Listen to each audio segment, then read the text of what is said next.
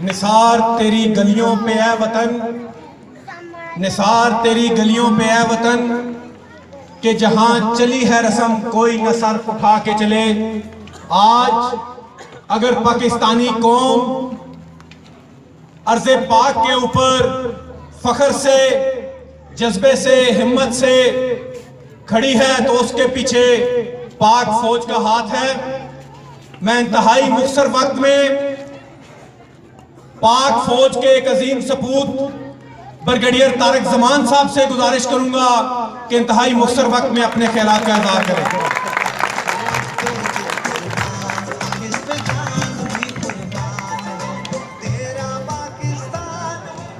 بسم اللہ الرحمن الرحیم۔ بات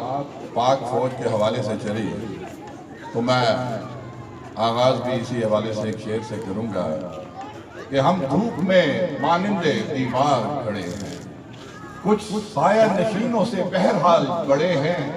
اور سو جاؤ عزیزوں کے فسیلوں پہ ہر ایک سم،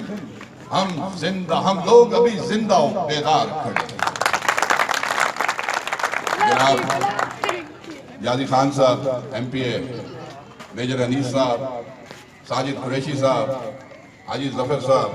اور بہت سارے میرے دوست، اور اسپیشلی آپ عزیزان وطن جو اس خوبصورت دن کی یاد منانے کے لیے آج اس پنڈال میں موجود ہیں، میں یہی کہوں گا کہ یہ یوم دفاع صرف یوم دفاع نہیں ہے، بلکہ تجدید عہد وفا بھی ہے اور یوم بقا بھی ہے۔ جو قومیں اپنے شہداء کو بھول جاتی ہیں، دھرتی اپنے قدموں پہ مضبوط کھڑی ہے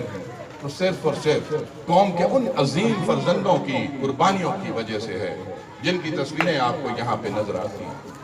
حاضرین کرام، ان عظیم فرزندوں کو اگر خوبصورت اشعار میں خراج تحسین پیش کروں تو میں اس طرح کہوں گا کہ اے غیرت کے پیکر حمیت کے بیٹے، شہادت کے خوب بیدار انسان،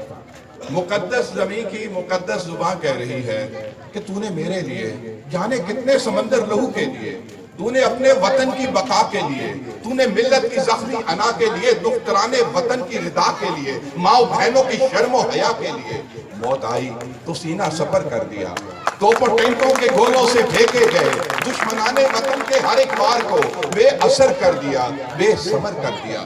اے شہید وطن، تیرا رنگی کفن میری عزت و چاہت کی پہچان ہے۔